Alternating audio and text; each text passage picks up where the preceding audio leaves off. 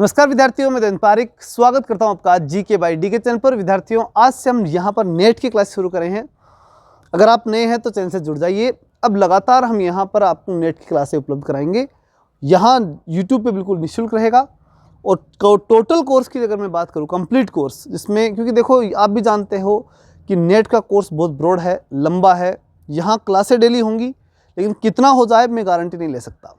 लेकिन जो अपना ऐप होगा, जो ऐप है वहाँ जाकर के आप जब पढ़ोगे तो वहाँ टोटली कोर्स की गारंटी रहती है, क्योंकि हम आपसे पैसे लेंगे तो जिम्मेदारी ज़्यादा होती है। और भी टीचर्स वहाँ पे पढ़ाते हैं। यहाँ तो मैं तो आपको निःशुल्क पढ़ा सकता हूँ, बाकी टीचर निःशुल्क पढ़ाएं ऐसा संभव नहीं है, ठीक है ना। तो इसलिए वहाँ ऐप पे क्लासें हमें देनी होती हैं। तो अगर आपको संपूर्ण कोर्स करना है तो आप जो व्हाट्सअप नंबर आपको नीचे दे रखे हैं, इनके ऊपर रजिस्ट्रेशन करवा दें। और जल्द ही लगभग 20 तारीख के आसपास जो है, 20-22 के तारीख के आसपास जो है, वो वहाँ पर कोर्स कम्प्लीटली स्टार्ट हो रहा है। और जून को टारगेट लेकर के, जून की जो एग्ज़ाम है उसको टारगेट लेकर के कंप्लीट कोर्स वहाँ पे करवाया जाएगा। और उसमें टेस्ट होंगे, उसमें नोट्स होंगे, सब कुछ वहाँ पर उपलब्ध होगा। नियमित टेस्ट वहाँ पर लगेंगे, तो वो चीज़ें वहाँ सिस्टमेटिक होगी। इसके लिए अगर आपको जुड़ना है तो वहाँ व्हाट्सअप के माध्यम जुड़ सकते हैं। और बाकी यहाँ पर आप निश्चित रूप से निःशुल्क क्लासें, जो विद्यार्थी वहाँ नहीं ले सकते, निःशुल्क रूप से आप यहाँ जुड़ सकते हैं, ठीक है ना। यहाँ क्लासें डेली होंगी, लेकिन कोर्स कितना हो जाए इस बात की मैं गारंटी दे सकता। मेरे से जितना प्रयास होगा मैं आपको निश्चित रूप से करा पाऊंगा। इंपॉर्टेंट चीज़ें लगभग होती रहेंगी, ठीक है ना। चलिए शुरू करते हैं। एक महत्वपूर्ण प्रश्न जो लगातार नेट में आता है वो आता है JS मिल की पुस्तकें। आप देखेंगे सर बीच में से मतलब आपने कैसे पढ़ा दिया, जब आपको पढ़ाना था तो शुरू से पढ़ाते, आप निश्चित रूप से कहेंगे।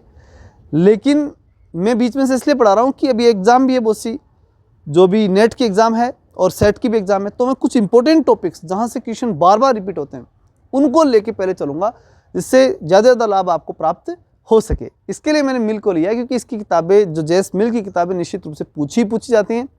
तो इसलिए मैंने पहले इन किताबों को अच्छे से याद कराने का फैसला लिया। तो शुरू करते हैं। सबसे पहले JS मिल की महत्वपूर्ण कृतियों की जब हम बात करते हैं तो इसमें सबसे पहले और सबसे महत्वपूर्ण पुस्तक आती है सिस्टम ऑफ लॉजिक। देखिए, एक महत्वपूर्ण चीज़ है उसकी लॉजिक।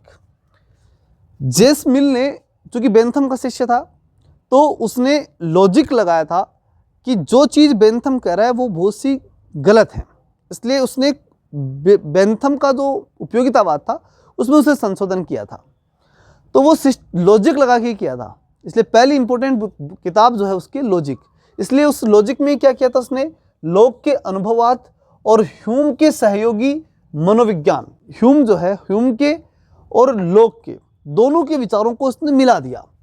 और न्यूटनवादी भौतिक शास्त्र को भी, तीनों चीज़ों को, मतलब आप ये कह सकते हैं कि भौतिक शास्त्र, मनोविज्ञान और अनुभववाद, तीनों को मिक्स कर दिया। अनुभववाद जॉन लॉक का था, ह्यूम का मनोविज्ञान था और न्यूटन का भौतिक शास्त्र था। तीनों को मिलाया और मिला करके ये किताब लिखी थी। इसलिए उस किताब का नाम क्या हो गया, सिस्टम ऑफ लॉजिक। उसने तीनों के ऊपर जोर दिया और लॉजिक स्थापित करने के प्रयास की। एक महत्वपूर्ण बात ये थी कि ये लिखी गई कब गई थी, 1843 में।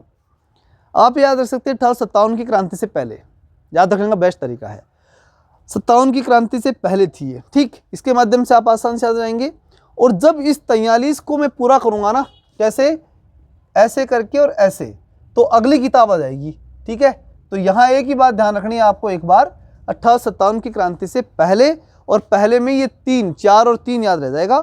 और फिर उसको पूरा करेंगे तो 48 बन जाएगा। कोई दिक्कत वहाँ पर नहीं आने वाली, क्योंकि 2 ही किताबें थी फिर 1857 की क्रांति के बाद की किताबें हो जाती है, ठीक है ना। तो इससे याद रख लेना, याद रखने का तरीका है ये, ठीक है। तो दूसरी किताब कौन सी थी, principle of political economy. Principle यानी सिद्धांत, पॉलिटिकल इकोनॉमी यानी राजनीतिक अर्थशास्त्र। तो राजनीतिक अर्थशास्त्र के सिद्धांत वो इसने किताब में दिए, तो इसको पूरा किया। तब पहले सन याद रख लो, इस 3 को पूरा कर देना। पूरा कैसे करोगे, ऐसे करके ऐसे, ठीक है ना। तो क्या बन जाएगा, 8 बन जाएगा, और ये 48 हो जाएगा। क्या हो जाएगा, 48 हो जाएगा। अब याद रखने का तरीका देखो कैसे। पहले आपने सिस्टम ऑफ लॉजिक की बात कर ली। JS मिल ये ऐसे याद रख सकते हो आप कि मिल होती है ना, एक मिल जहाँ पर कारखाना एक रूप में होता है, तो वहाँ लॉजिक लगाए जाते हैं और फिर वहाँ सिद्धांत लगाए जाते हैं। तो प्रिंसिपल यानी सिद्धांत, किस चीज़ के सिद्धांत लगाए जाते हैं, इकोनॉमी के, पैसे के, ठीक है ना। उससे भी जोड़ के आप इसे याद रख सकते हैं। फिर है on the improvement in the administration, प्रशासन में सुधार, इम्प्रूवमेंट की जब बात आती है ऑफ इंडिया, अच्छा इंडिया के लिए उसने लिखी थी किताब, तो 1858 के अंदर उसने लिखी थी किताब, ये भी बहुत महत्वपूर्ण है, ठीक है ना। 1857 क्रांति के जस्ट अगले साल। तो क्या लिखी थी उसने, on the improvement in administration, in the administration मतलब प्रशासन में सुधार के लिए, और वो भी कहाँ पर, इंडिया में, उसके लिए एक पुस्तक उसने लिखी थी, ठीक, 1858 में। किसने लिखी थी, मिल ने। तो मिल ने, पहली बात ये समझो कि मिल ने लॉजिक पे काम किया, मिल ने जो है पैसे के सिद्धांत दिए, मिल ने भारत की जो प्रशासनिक व्यवस्था के अंदर इंप्रूवमेंट, भारत की भी चिंता की उसने, ऐसे मान लो, ठीक है ना। एडमिनिस्ट्रेटिव इंप्रूवमेंट की बात उसने की, सुधार की बात की, और वो कब की, जब 1857 क्रांति हो चुकी थी उसके अगले साल, निश्चित रूप से उसी समय चिंता होती है उसको। फिर ऑन लिबर्टी, अगली किताब आती है ऑन लिबर्टी। लिबर्टी मतलब स्वतंत्रता, स्वतंत्रता पे काम करेगा वो, क्योंकि मिल स्वतंत्रता का उपासक था, ऐसा कहा जाता है। स्वतंत्रता और हानि सिद्धांत, ये दोनों चीजें इसने कहाँ पर दी थी, ऑन लिबर्टी के अंदर दी थी। और कब दी थी, उससे अगले साल, 1857 की क्रांति के 2 साल बाद, 1859 में, ठीक है। ऑन लिबर्टी यानी स्वतंत्रता, क्योंकि देखो 1857 क्रांति का इफेक्ट था उसके उस व्यक्ति पर, क्योंकि वो ब्रिटेन का था और यहाँ का इफेक्ट उसके ऊपर वहाँ पड़ गया, ब्रिटेन में रहता ही था वो, तो यहाँ का इफेक्ट किसके ऊपर पड़ा, ब्रिटेन के अंदर बैठे मिल के ऊपर पड़ा। और उसने कहा कि भाई इंडिया में इंप्रूवमेंट होना चाहिए और स्वतंत्रता पे भी उसके विचार चले, ठीक है ना। तो 1859 में स्वतंत्रता की बात भी कही। फिर कंसिडरेशन और रिप्रेजेंटेशन गवर्नमेंट, अब ये आती है प्रतिनिधित्व की बात, रिप्रेजेंटेशन, उसने प्रतिनिधित्व के ऊपर काम किया, प्रतिनिधित्व के सिद्धांत दिए उसने, किसने, मिल ने, प्रतिनिधित्व को महत्वपूर्ण माना। और ये कब दिया, 1861 में, 1861, मतलब प्रतिनिधित्व कैसे मिलना चाहिए, 60 से 61, फटाफट 60 से प्रतिनिधित्व मिलना चाहिए 61। 1861 में रिप्रेजेंटेशन है, प्रतिनिधित्व की बात की। प्रतिनिधित्व सरकार, अल्पसंख्यकों हेतु आनुपातिक प्रतिनिधित्व, कहने का मतलब उसने प्रतिनिधित्व में भी किस प्रणाली को स्वीकार किया, आनुपातिक प्रतिनिधित्व प्रणाली को, किसने, जे.एस. मिल ने। फिर बात आती है यूटिलिटेरियनिज्म, उपयोगितावाद, 1863, ठीक है, 61 फिर 63, ठीक है, एक की जगह 3 कर देना विषम संख्या में, कोई दिक्कत नहीं आएगी।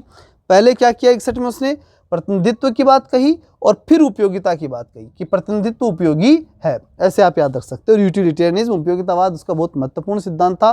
संशोधनवाद उसने इसमें दिया था, बेंथम का संशोधनवाद इसने प्रकट किया था, मतलब जो उपयोगितावाद अधिकतम व्यक्तियों का अधिकतम सुख बेंथम ने दिया था, उसमें इसने संशोधन किया था, गुणात्मक जो है सुख की बात इसने कही थी, वो इसी किताब में कही थी।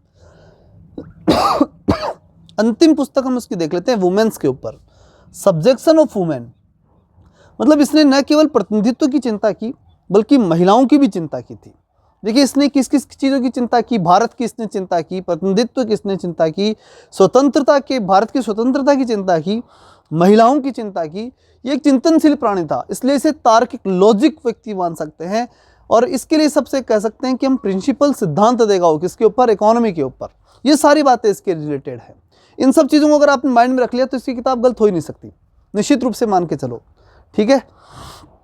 द सब्जेक्शन ऑफ वुमेन 1869, ठीक है। तो 3 चीज़ें थी, 61 विषम संख्या में 1, फिर 3 और फिर 3 तिया 9, कोई दिक्कत नहीं। 61, 63 और 69 में लगातार उसने 3 किताबें लिखी, विषम संख्या में तीनों है, 61 फिर 63 और फिर 69, 67 नहीं था, बस इतना ध्यान रखना।